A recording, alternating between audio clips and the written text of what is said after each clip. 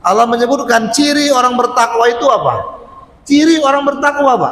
Takwa itu adalah kualitas keberagaman yang paling tinggi. Apa ciri orang bertakwa? Satu diantaranya wal kaziminal ghaiz. Dia mampu menahan marah ketika dia pantas untuk marah. Lah, makanya nggak sembarangan Mbak orang yang bisa mengendalikan marah ini. Kalau dia bisa, maka berarti dia termasuk manusia yang unggul. Ya, akhlak seorang muslim, Pak.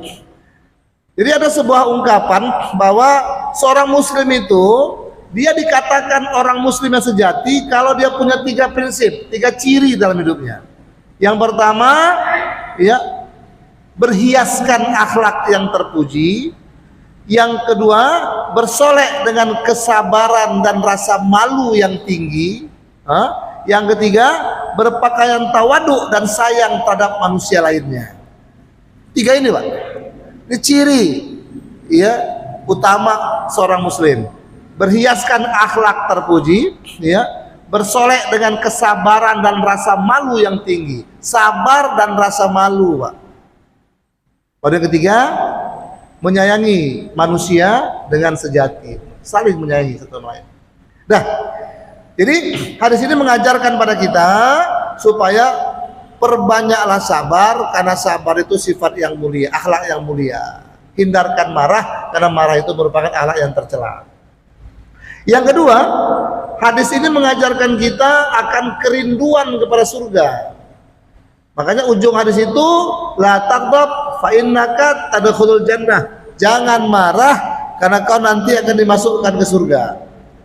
Dengan kata lain, Pak, di surga itu nggak ada marah-marah. Jadi orang yang suka marah-marah jangan harap di surga. Karena kalaupun nanti dia masuk ke surga, dia gugup dan gagap tinggal di sana. Kenapa? Kebiasaan marahnya tuh, Pak. Ada orang sedikit marah, senggol sedikit marah, ya, tersinggung sedikit marah. Lah, kemudian dia berharap ke surga. Katakanlah Allah takdirkan dia ke surga. Katakanlah quote and quote, Pak. Katakanlah dia masuk ke surga. Apa enggak nanti di surga gugup dia, Pak? Nyenggol kawan marah, ya kan? Kata kawan yang sebelah, aduh, bapak ini nggak cocok di surga. Kenapa? Sih marah aja katanya. Salah tempat apa nih? Udah keluar. Masya Allah. Maka kalau kita pengen mendambakan masuk surga, dari sekarang, Pak, biasakan amal surga. Apa itu, Pak? Tinggalkan marah-marah.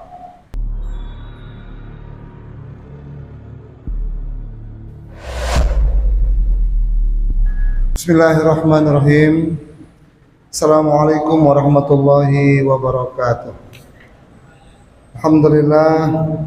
Alhamdulillahi kafa, wassalatu wassalamu ala rasulihil mustafa wa ala alihi wa sahbihi wa mawafa, la hawla wa la quwata illa billah. Bapak-bapak, ibu-ibu, jemaah salat maghrib yang berbahagia, mari kita luruskan niat kita. Hadir ke majelis ini semata-mata untuk i'la'i kalimatillah, untuk meninggikan ajaran agama, untuk menegakkan kalimat-kalimat Allah supaya tetap wujud di kehidupan kita kesehariannya. Niat kita hadir ke sini untuk supaya syiar agama tetap terbina, hingga dengan syiar agama itulah Allah Subhanahu wa taala akan tetap junjung tinggi dan tetap pertahankan agama ini hingga insya Allah masih bisa bertahan sampai akhir hayat nantinya. Bapak Ibu, tanda-tanda kiamat itu satu diantaranya ketika tidak ada lagi orang yang mengucapkan la ilaha illallah dan tidak ada lagi orang yang peduli dengan kalimat-kalimat Allah. Artinya ketika hari ini Bapak Ibu masih menghadirkan diri, perasaan dan waktu kita untuk tetap menghidupkan taklim-taklim agama ini, maka pertanda Bapak Ibu punya kontribusi untuk memperlama kiamat terjadi. Mudah-mudahan Allah SWT memberkahi pertemuan kita, memberkahi niat-niat Bapak Ibu sekalian, dan kita dapat manfaat dari pertemuan kita yang singkat ini.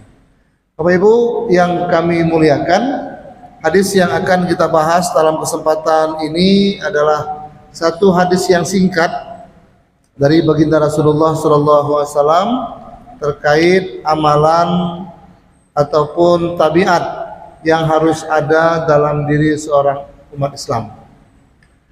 Hadis ini berisi tentang larangan untuk marah, Pak. Larangan supaya kita jangan jadi orang pemarah. Apa manfaat dari kita tidak menjadi pemarah, dan bagaimana tunjuk ajar yang diajarkan Nabi untuk mengkanalisasi agar marah ini bisa terkendali. Kita awali bismillahirrahmanirrahim. An Abi Hurairah radhiyallahu anhu, daripada Abu Hurairah, semoga Allah memberikan keridhaan kepadanya, anna rajulan qala lin nabiyyi sallallahu alaihi wasallam, bahwa ada seseorang bertanya kepada Nabi sallallahu alaihi wasallam. Ya. Dalam riwayat disebutkan yang bertanya ini adalah Abu Darda. Ya. Apa pertanyaan daripada seseorang itu kepada Nabi? Ausini ya Rasulullah. Ausini, asal katanya waso, Pak. Waso itu artinya nasihati.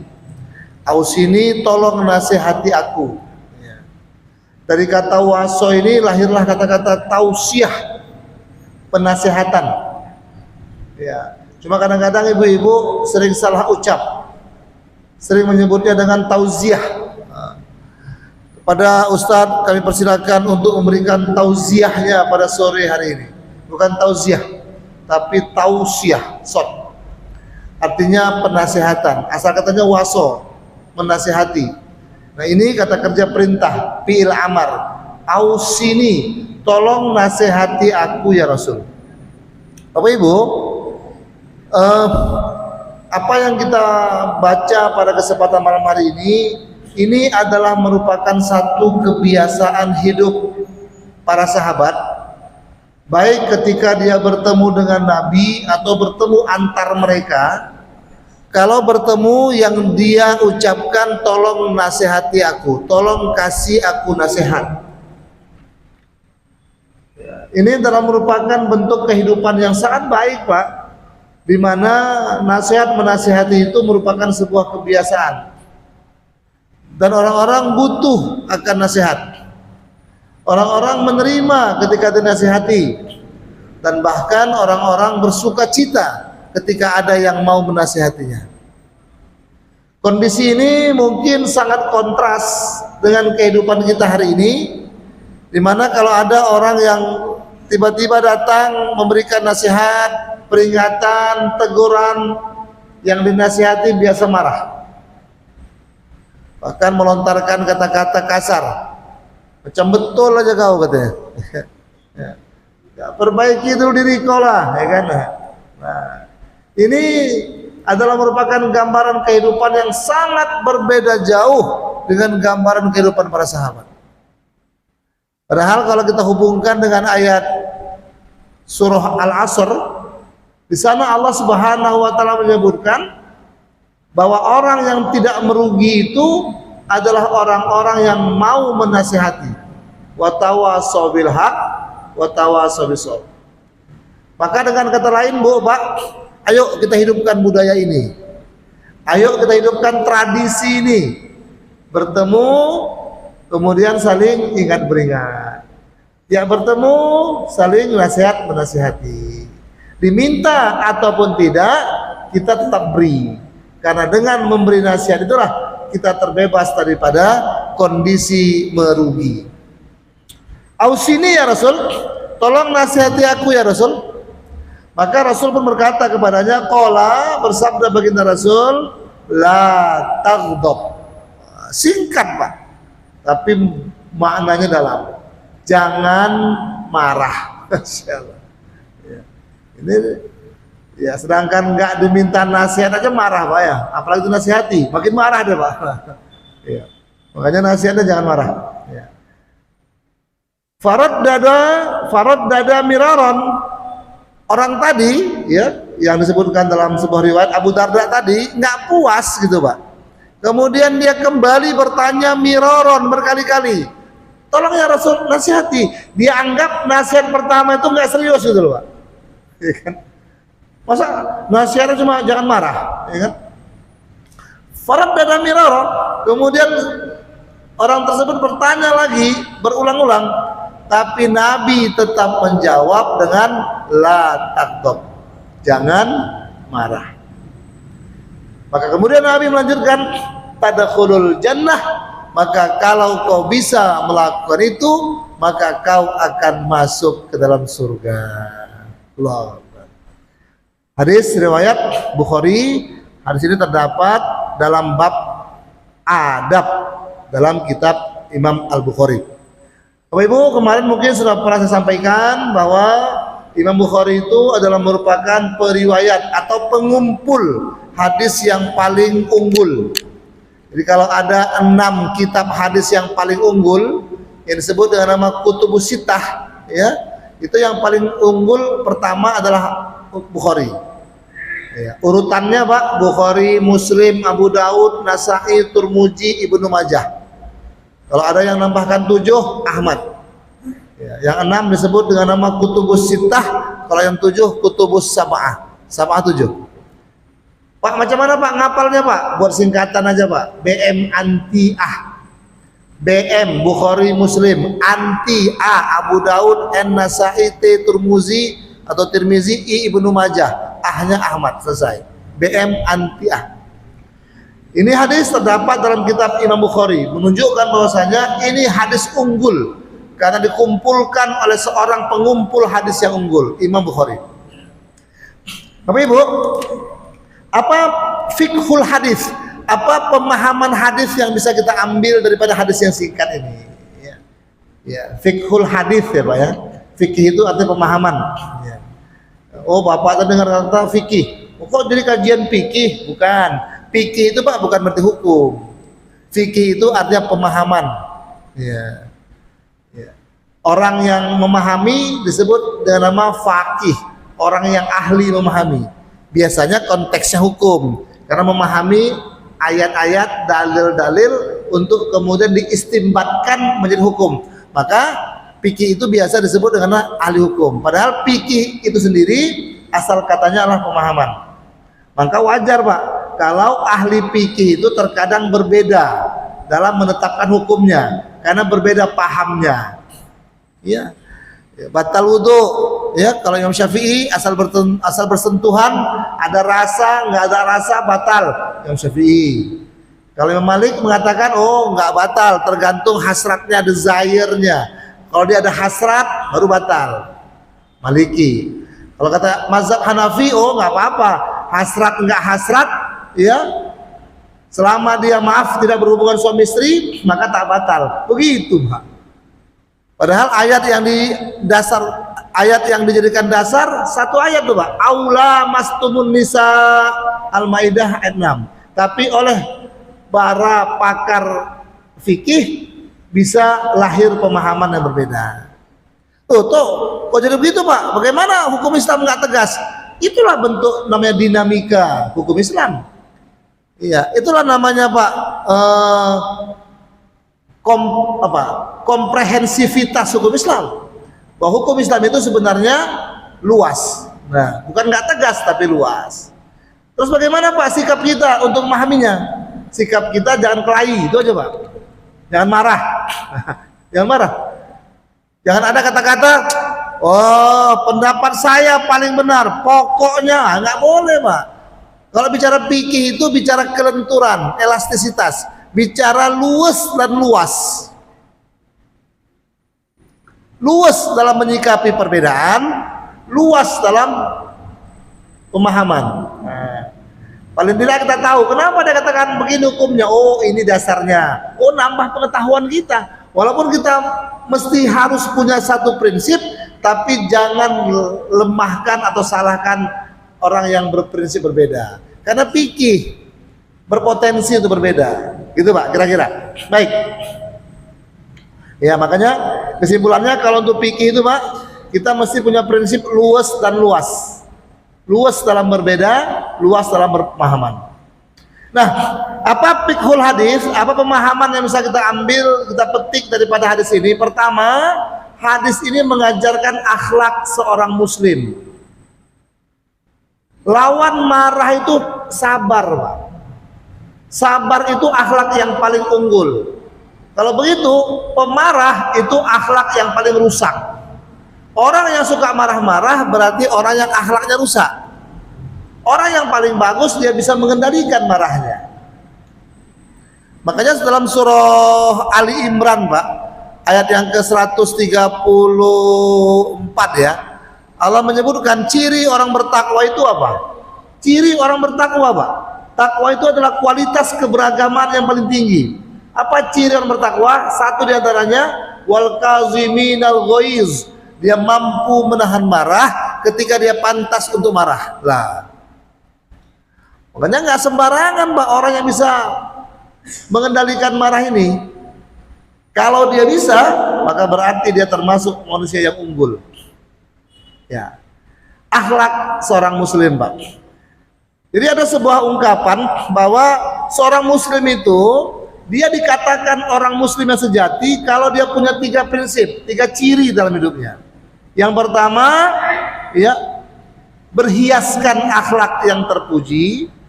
Yang kedua, bersolek dengan kesabaran dan rasa malu yang tinggi. Yang ketiga, berpakaian tawaduk dan sayang terhadap manusia lainnya. 3 ini, Pak. Ini ciri ya utama seorang muslim. Berhiaskan akhlak terpuji, ya, bersolek dengan kesabaran dan rasa malu yang tinggi. Sabar dan rasa malu, Pak. Pada yang ketiga, menyayangi manusia dengan sejati, saling menyayangi satu sama lain. Nah, jadi hadis ini mengajarkan pada kita supaya perbanyaklah sabar, karena sabar itu sifat yang mulia, akhlak yang mulia. Hindarkan marah, karena marah itu merupakan akhlak yang tercela. Yang kedua, hadis ini mengajarkan kita akan kerinduan kepada surga. Makanya ujung hadis itu, la taghdab fa innaka tadkhulul jannah. Jangan marah karena kau nanti akan dimasukkan ke surga. Dengan kata lain, Pak, di surga itu nggak ada marah-marah. Jadi orang yang suka marah-marah jangan harap di surga. Karena kalaupun nanti dia masuk ke surga, dia gugup dan gagap tinggal di sana. Kenapa? Kebiasaan marahnya tuh, Pak. Ada orang sedikit marah, senggol sedikit marah, ya, tersinggung sedikit marah. Lah, kemudian dia berharap ke surga. Katakanlah Allah takdirkan dia ke surga. Katakanlah quote and quote, Pak. Katakanlah dia masuk ke surga. Apa enggak nanti di surga gugup dia, Pak? Nyenggol kawan marah, ya kan? Kata kawan yang sebelah, aduh, bapak ini nggak cocok di surga. Kenapa? Sih marah aja katanya. Salah tempat apa nih? Udah keluar. Masya Allah. Maka kalau kita pengen mendambakan masuk surga, dari sekarang, Pak, biasakan amal surga. Apa itu, Pak? Tinggalkan marah-marah. Karena bahasa di surga itu, Pak, salamun qaulan min rabbir rahim. Bahasa orang di surga itu, Pak, bahasa salam. Apa salam itu, Pak? Damai. Iya. Bukan berarti salam itu ucapan salam, bukan. Salam itu secara bahasa artinya kedamaian. Bahasa orang surga bahasa penuh kedamaian. Ya. Bahasa baik-baik, ya. Dan wajah-wajah orang surga itu, Pak, wajah yang berseri-seri. Ya. Wujuhu yauma idzin naimah. Ya, wajah-wajah orang di surga itu penuh kenikmatan, penuh seri. Itu, Pak. Kenapa? Karena nggak marah-marah itu. Bapak tengoklah kalau wajah orang suka marah-marah, ada serinya tak, Pak? Ya ada. Tengok orang wajah orang marah. Wajah orang marah tuh merah. Itu ya. Mata merah, muka merah, ya kan? Macam daging busuk, ya kan? Masya Allah. Iya. Kata-kata nggak teratur, iya. Itu efek daripada marah-marah. Nah, hadis ini memberikan pelajaran kepada kita bahwasanya sebegitulah kita mendambakan untuk masuk ke surga. Dengan cara apa? Dengan cara menghindari sifat marah-marah tadi. Bapak Ibu, coba kita lihat kepada orang yang dijamin masuk surga. Siapa itu Pak? Nabi. 124.000 para nabi, 313 jumlah para rasul, itu mereka semua ahlul jannah, ahli surga. Pertanyaannya, pernah tak kita lihat ya, ada nabi-nabi yang suka marah-marah? Ada Pak. Yang ada penyabar, Masya Allah, ya, penyantun, ya, ramah tamah, dan seterusnya dan seterusnya. Yang ketiga, ya, sabar itu Pak kunci kemenangan dan keridhaan, kunci kemenangan. Makanya kan dalam sebuah hadis yang diriwayatkan oleh Abdullah bin Umar, ya, Abdullah bin Umar yang kita kenal dengan nama Ibnu Umar ya Pak ya. Ya, beberapa pertemuan lalu kita pernah bahas ada beberapa sahabat Nabi yang pakai nama Ibnu ya, ada 5. Ibnu Umar, Ibnu Abbas, Ibnu Mas'ud, ya, ya, Ibnu apa nama itu Amar bin Ibnu Umar bin Amar ya, kemudian ya, dan semua itu nama mereka adalah Abdullah ya. Nah ini Ibnu Umar, Abdullah bin Umar.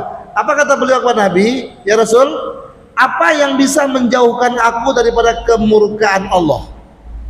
Apa yang bisa membuat aku terjauh daripada murka Allah? Apa kata Nabi? Jangan marah. Dengan kata lain Pak, orang yang marah-marah itu mendapat murka dari Allah. Makanya lain di sini Pak. Ya. Supaya jangan dapat murka, jangan marah. Makanya kalau kita lihat Pak, kata marah dalam bahasa Arab itu kan ghadab, la taghdab, jangan marah. Itu satu akar kata Pak dengan kata maghdub, ghairil maghdubi alaihim waladdallin. Maghdub itu kan kalau kita lihat di surah Al-Fatihah diterjemahkan dengan yang dimurkai. Ya, yang dimurkai. Maka mafhumnya orang yang marah, orang yang ghadab itu adalah orang yang maghdub, dimurkai oleh Allah SWT. Makanya betul ketika Abdullah bin Umar bertanya, apa yang menjauhkan aku dari murka Allah? Nabi katakan jangan marah. Nah, Bapak Ibu, kemudian kalau kita lihat lagi, ya, apa dampak daripada orang yang suka marah? Apa side effect daripada orang yang tidak mampu mengendalikan marahnya ini? Ya paling tidak ada 2 bahaya Pak, ada 2 dampak yang terjadi. Pertama dampak buat diri sendiri, yang kedua dampak bagi orang lain. Dua-duanya itu Pak akan bernuansa negatif itu. Dampak orang suka marah-marah terhadap diri sendiri. Ya, pertama Pak, dia mudah dihinggapi penyakit stres. Ya, karena dalam penelitian seorang ahli neurolog, ahli ilmu saraf gitu Pak, orang yang suka marah-marah itu, orang yang marah itu, maka sekali marah ada 100 sel saraf di kepalanya putus. Ya, untungnya Pak sel saraf di kepala kita ada miliar. Ya, miliar. Sehingga kalaupun putus 100, ya masih nggak ngaruh gitu Pak. Ya. Tapi bayangkan kalau marahnya berkali-kali, Masya Allah, ya, bisa banyak putusnya. Ya. Darahnya naik, tensi tinggi Pak, itu efek. Iya, orang yang suka marah-marah darah tinggi, makanya dia bilang, oh darah tinggi kan marah-marah, nah gitu Pak. Entah karena darah tinggi yang buat dia marah-marah, atau karena marah-marahnya yang buat darahnya tinggi. Mana betul Pak?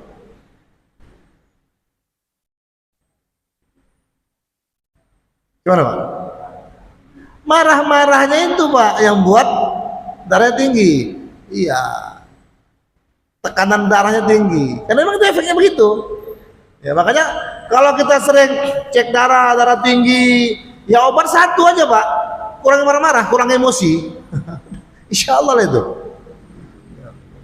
Oh ini darah tinggi, banyak makan timun. Walaupun Bapak makan timun sekilo sehari, kalau suka marah-marah, habis makan timun turun dia Pak. Tak lama naik lagi deh Pak. Kenapa? Si marah aja Masya Allah. Ya, tekanan darah naik. Iya. Kemudian kita sering mendapati gerakan tubuhnya kacau. Ya. Kemudian efek buruknya lagi apa? Ya. Warna kulit, ya apa namanya itu Pak?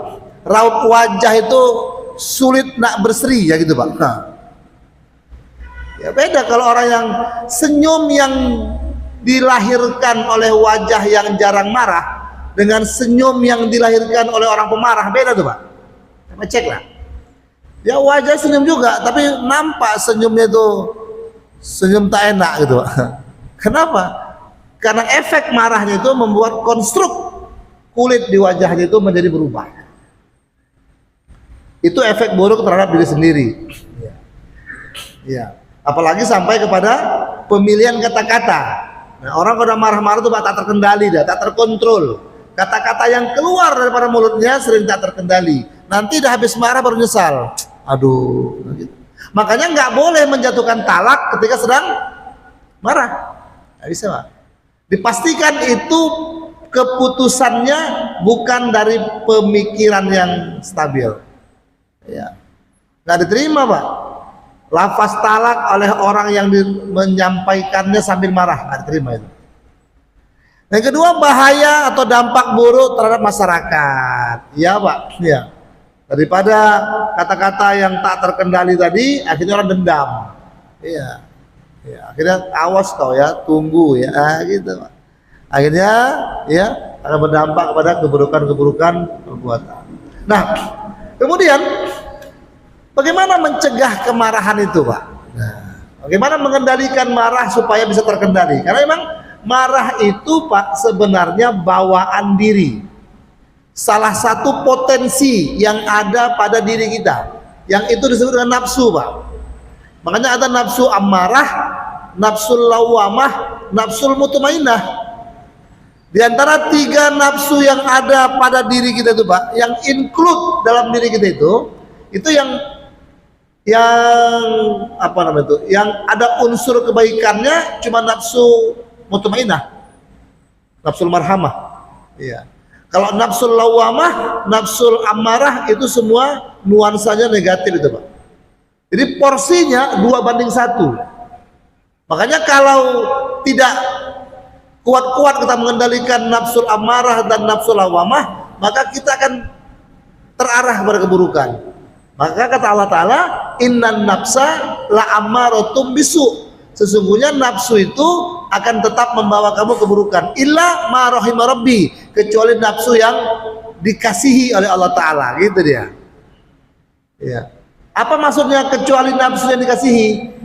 Allah bagi kepada kita satu nafsu yang menjadi penyeimbang, itulah nafsul mutmainnah, yang kalau itu kita besarkan, kita maksimalkan, maka yang 2 ini akan terkurangi. Nah, baru kemudian kita tidak akan mengarah pada keburukan. Tapi kalau yang 2 ini kita besarkan, kita turuti amarah, ya, lawamah, maka nafsul mutmainnah yang mengecil, akhirnya kita nggak mampu menghindarkan diri daripada keburukan tadi. Nah, oleh karena itu, Bapak Ibu, ya, bagaimana mengkanalisasi marah ini supaya terkendali? Nah, paling tidak, ya, kita harus pahami, Pak, apa potensi yang menyebabkan kita marah. Nah, gitu. Apa penyebab? Ya, itu dulu, Pak. Ya, root of the problemnya, akar masalahnya kita selesaikan. Ya, kalau enggak kita nggak tahu nanti. Apa akar masalah marahnya, Pak? Yang pertama sebenarnya merasa diri hebat atau sombong. Ya, pantang sikit kita direndahkan orang. Oh, macam betul aja dia itu, nah gitu kan?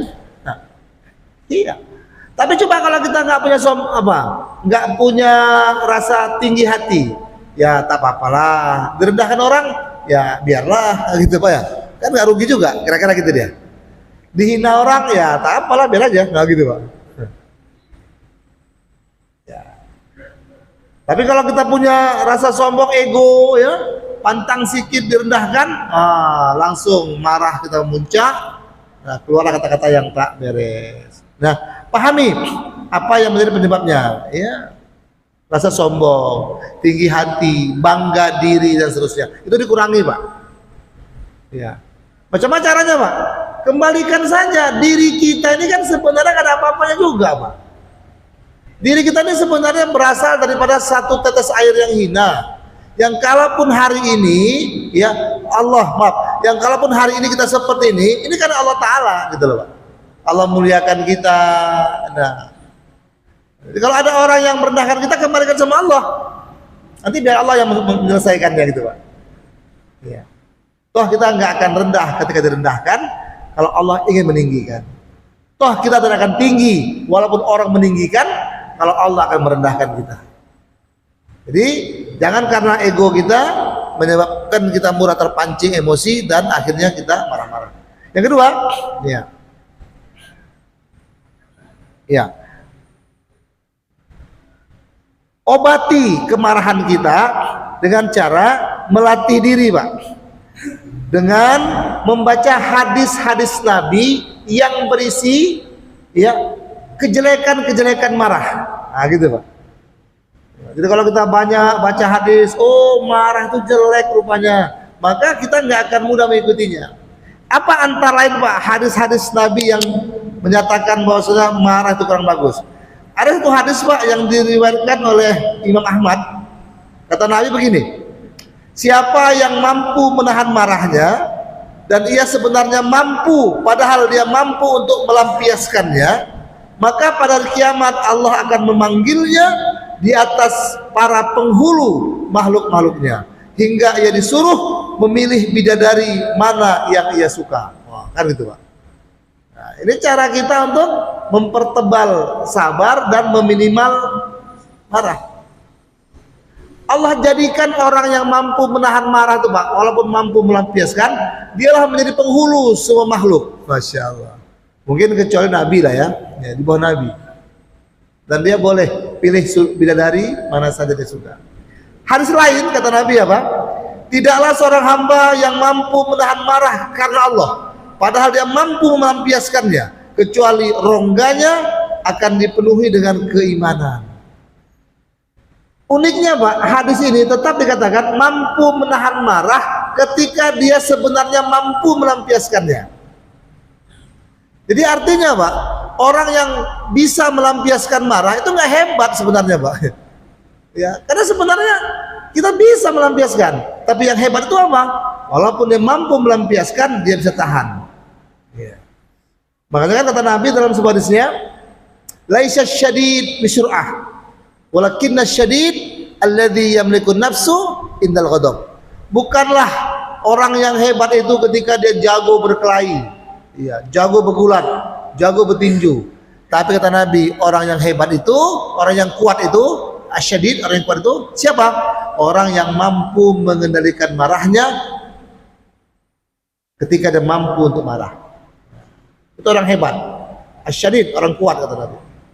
Nah, kemudian Bapak Ibu, bagaimana cara-cara kita untuk menghindarkan diri daripada marah tadi? Nah, yang pertama Pak, ucapkan ta'awuz ketika marah itu muncul.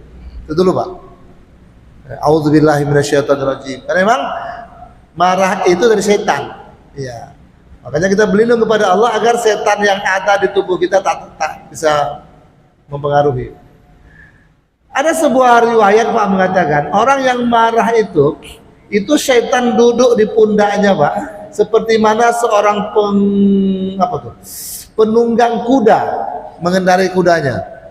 Iya, jadi kalau kita bisa pandang kasyaf, nengok orang marah-marah, itu di pundak itu Pak, setan yang menjadi driver itu Pak, pengendalinya, gas terus, gas, Masya Allah.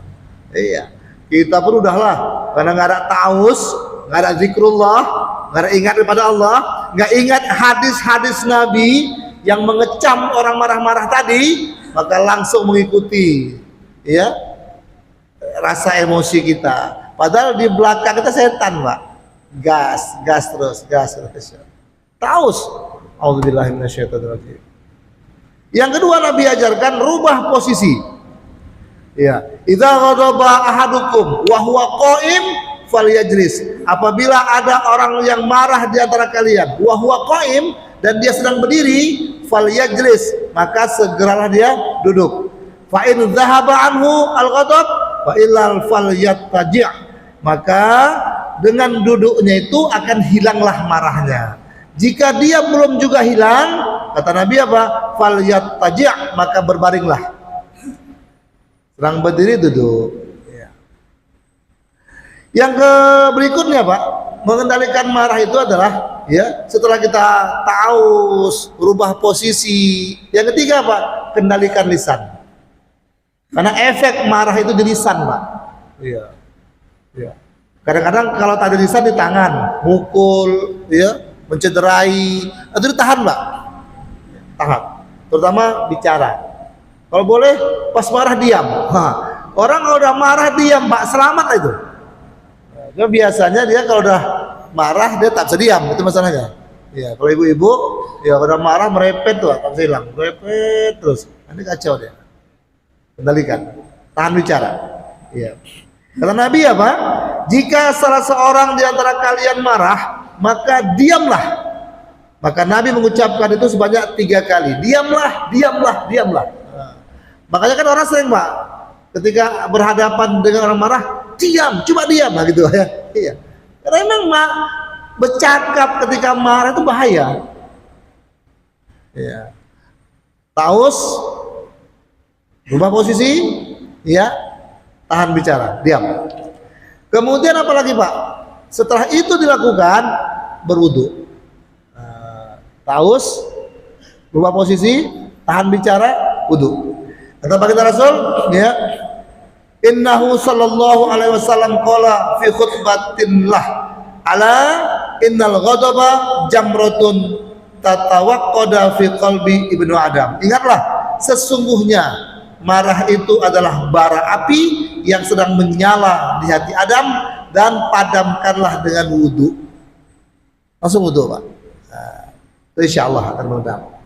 Nah, kemudian Rasul bersabda, sesungguhnya amarah itu dari syaitan. Innal ghadaba minasyaiton wa inna syaitona khuliqa minan nar. Syaitan itu diciptakan dari api. Fa idza ghadaba ahadukum falyatawaddo. Apabila seseorang dari kalian marah, falyatawaddo, maka segeralah berwudu. Nah, kemudian yang terakhir Bapak Ibu berbahagia, ya, apakah ada marah yang dibolehkan? Nah, gitu. Jawabnya ada. Ya. Kapan? Ya, marah yang dibolehkan itu adalah marah untuk Allah, marah karena Allah.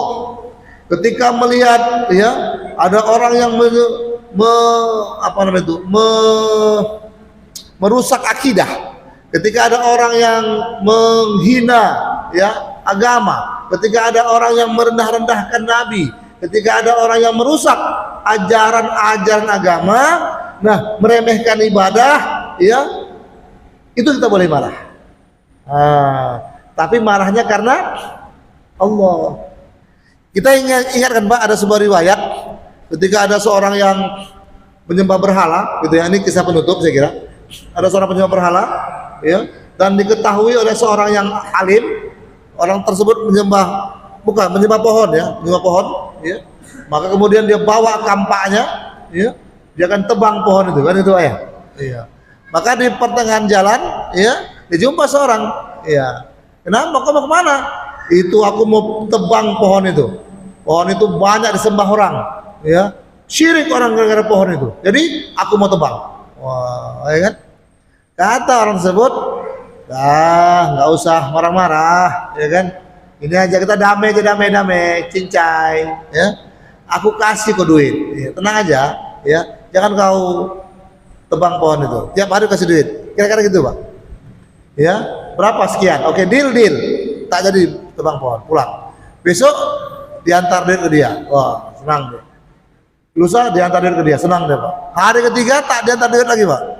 Wah, diambilnya kampak lagi. Iya, mau ditebang dia Pak, ya kan? Masya Allah. Akhirnya jumpa lagi sama orang itu. Mau kemana? Mau tebang pohon itu. Kenapa? Bohong kau, ya kan? Oh, mau ngasih duit, paling nggak ada mau kasih. Udah, aku tebang aja lah. Akhirnya berkelahi mereka Pak. Kalah si penebang tadi. Kenapa?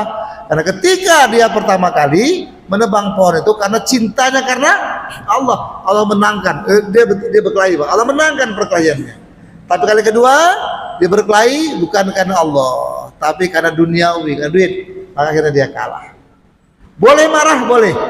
Tapi marahnya karena Allah Subhanahu wa taala. Baik, Bapak Ibu berbahagia, ini hadis yang kita pelajari pada hari ini intinya adalah ayo mari sama-sama kita kendalikan emosi kita. Kita kendalikan marah kita, karena sebenarnya marah itu adalah salah satu perbuatan tercela dan satu perbuatan yang dimurkai oleh Allah SWT. Marah atau ghadab satu akar kata dengan maghdub yang artinya dimurkai. Dengan kata lain, orang yang marah-marah termasuk golongan orang yang mendapat murka dari Allah SWT. Saya kira demikian, terima kasih. Kalau ada yang ingin mendiskusikannya, monggo dipersilakan, Pak.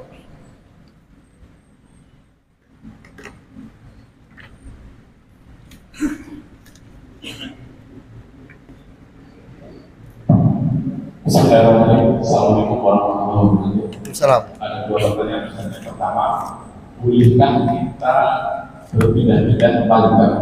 Kita ambil yang paling ringan, misalnya kita mau sholat pakai mazhab Hanafi, mana persatuan tidak membatalkan sholat. Tapi di sisi lain kita perbuatan mengikuti mazhab Syafi'i karena lebih ringan dibandingkan mazhab Hanafi.